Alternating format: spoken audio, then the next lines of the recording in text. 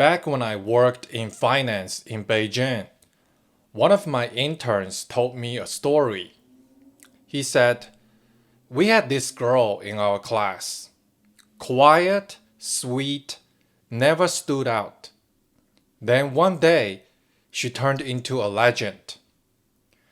By senior year, she was rolling around campus in a red BMW X5, renting a luxury apartment by Caoyang Park, 20,000 yuan a month in rent, designer handbags, glittering nights out, and she was saving for a down payment in Beijing." Now, I know what you're thinking. Goldman Sachs, Alibaba, tech unicorn? No, the shortcut was simpler. She went into sugar dating. So let me ask you, did she outsmart the system, or is she just the perfect symptom of how broken the Chinese system really is? Today I'm going to show you how the glamour is manufactured, how the Chinese dating market actually works, why Beijing property pressure turns smart college girls into short-term assets, and what the real bill looks like when the lights come on. On the surface, she cracked the code. Ordinary parents, average background, nothing special. And yet, suddenly, she had the lifestyle of someone 15 years ahead. A state-owned enterprise executive bought her a bag and slept with her the same night. A bank manager handed her thousands of RMB for one encounter. In less than a year, she nearly had enough for a down payment on a Beijing apartment. And before we go further, here's the irony. She sold her body to buy a flat in Beijing, right? And only for that flat's value to collapse in recent years. Congratulations, comrade. Home equity wiped out. Youth wiped out. That is what you call a double kill. Alright, back to the story. At first, she said, "Oh, my boyfriend, my rich boyfriend is helping me out." And when that excuse gets tired, it became, "Oh, a friend introduced me." But let's be real. That friend wasn't setting her up with a proper job. That friend was her entry ticket inside Beijing's compensated sugar dating circle. And eventually, it wasn't a rumor anymore. It was her resume. In a country where housing prices has been inflated into a gigantic bubble and job opportunities have collapsed, her story isn't an outlier. It is the system working exactly as designed. And tragically, the very Beijing apartment she ruined herself chasing is now worth less than the handbags she collected along the way. Try explaining that ROI to your parents. And this girl's situation wasn't random. It's industrialized. The signals are weirdly efficient. Men drive to university gates, put a drink on the car roof. The brand of the drink signals the price. Nongfu Spring, bottled water, 2,000 yuan. Green tea, 3,000 yuan. Red Bull, 6,000 yuan. If the girl takes one of the bottles, she gets in. If the man is satisfied with her look and her price, they drive off. If not, the man says, "Waiting for someone," and the girl walks away.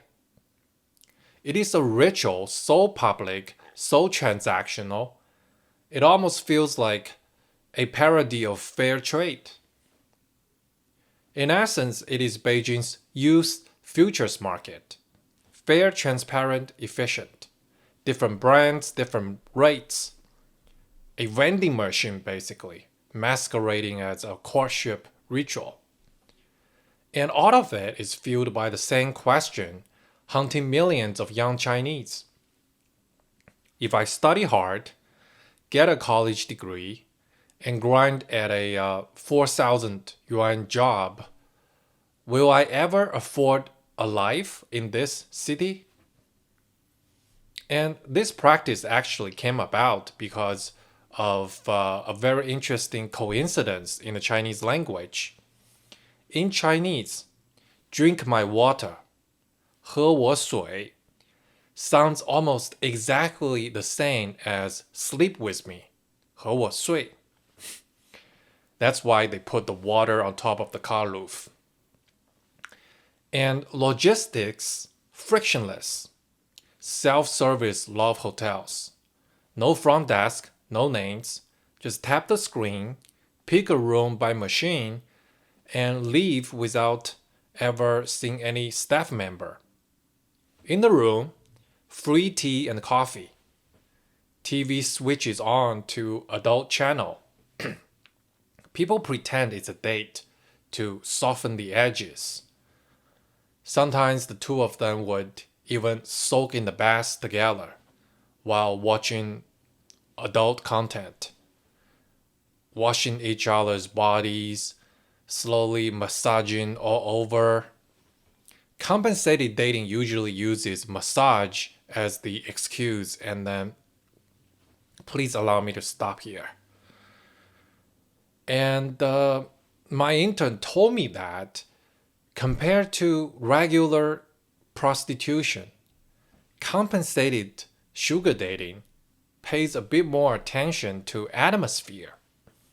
Some clients would spend 90 minutes worth of money just sitting in a hotel, drinking tea, and chatting. But there were also like perverted clients who demanded really strange services. And some aggressive ones would even like hit women. My intern told me about another girl's sugar dating experience, which was especially casual by Chinese standard. At the beginning, when she did it, she was pretty free-spirited, right? She set the price entirely based on her mood that day. And later, she felt that was boring. She thought like having more people involved was more exciting. So you know what? She tried threesomes first, and then even joined group sex. During threesomes, she still charged money. Later, with group sex, once everyone was having fun, it just turned into hookups without payment. So she wasn't making money anymore. And she said, in fact, there wasn't much fun or pleasure in it. And most of the people at these group encounters were married men, middle-aged, CCP officials, or SOE executives who weren't attractive.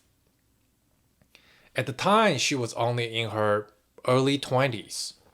She felt group sex was unsafe, so after trying it a few times, she didn't really do it anymore.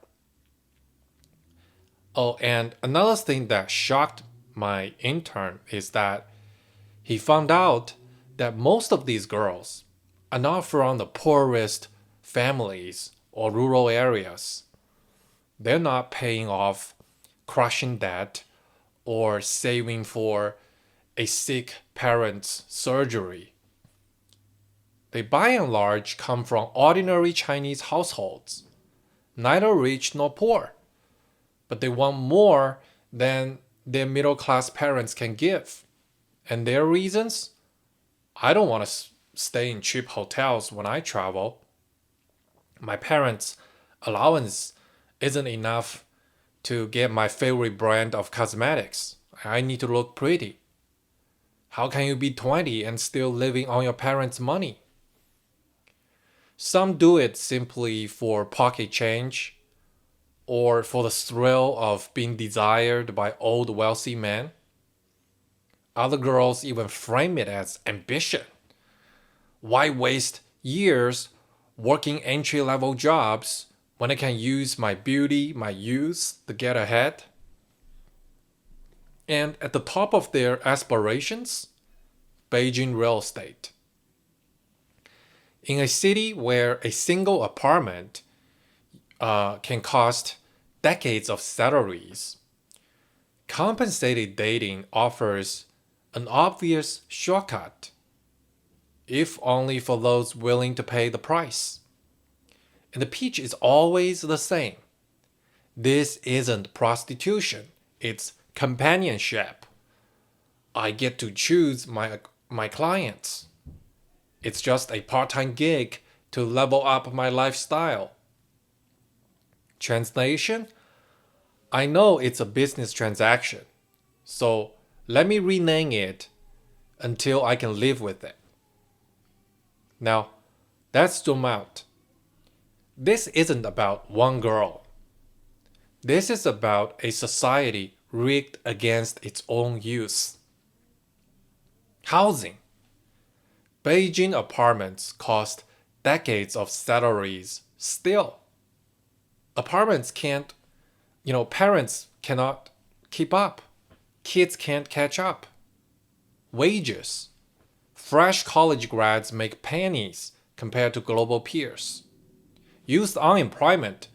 Officially high, unofficially catastrophic. Millions of resumes hitting walls. Opportunities shrinking. Private sector beaten down. Tech crackdown. Morality replaced by one obsession, materialism. Not meaning, not purpose. This is China's lying flat generation. Marriage optional, morality negotiable. If a shortcut gets me property, then morality is the tax I'm not paying. Too bad, property tax is still coming, and it will eat whatever crumbs of value you thought your property still had left. These young college girls in Beijing look at the equation and think 4 years of grind or 4 months of work. And that is when the shortcut takes the mic. And the mic says, thanks for playing. You're now underwater on both your mortgage and your morals. Now, let's talk about the hierarchy of illusions. Because interestingly, inside this world, even the shortcuts have hierarchies. Girls who are kept by one old guy look down on those who do one-off compensated sugar dating. Because in their mind, at least I'm mixing in emotions. There's love. And then the compensated dating girls look down on prostitutes because at least I choose my clients. It's just part-time. Everyone pretends their deal is cleaner. But here's the truth. Call it companionship, romance, or part-time gig. A receipt is still a receipt. And when you rename something 12 times just to sleep at night, you already know what it is. One girl told me that she started at 16. First job, a hotel room. Someone offered a water pipe to relax. She got dizzy. The night blurred, and she went home with cash and lost her virginity, pocketing 1,500 yuan, about $200. What followed wasn't glamour, it was a spiral. More meetings, more substances, less school. Some days, 4 or 5 clients. Her turning point, a crying mother who dreamt her daughter was dragged away in handcuffs by police. So she quit, and weeks later, her recruiter's whole ring was arrested and she barely escaped. Now here's the mistake people make, blaming the girls. The bigger story, the system. A society where value equals square meters. A job market that pays nothing for degrees. A marriage market where owning a property is a prerequisite. A generation told that hard work pays off, but what they see is that connection and corruption decide everything. Is it any wonder that shortcuts thrive? When those painful wrong roads lead nowhere, shortcuts are inevitable. And that's why I say this isn't just a story about young women chasing shortcuts. It's about a whole country where morality has been replaced by materialism, and youth despair is dressed up as pragmatic. China's miracle wasn't supposed to end like this. Young people turning themselves into line items on someone else's expense account just to afford the right address, the right postal code. And the cruelest joke, the postal code ain't even worth what you paid anymore. You literally sold yourself for a sinking ship. Back when my intern told me about his classmate, I remember thinking that she is not the problem. She is the symptom. Because if so many young college girls believe the fastest path to Beijing real estate is through compensated dating, then what is truly bankrupt isn't just the girl, it's the system. If a society sells its youth the dream of prosperity and delivers nothing but high prices, low pay, and dead ends, then don't be shocked when the same youth starts selling themselves back to the system. And after all that, Beijing real estate goes down 30% at least. Game over. Body gone, youth gone, home equity gone, money gone. In the end, it's not the apartment that owns them. It is the broken bargain of a country that taught them morality is worthless, but materialism is priceless.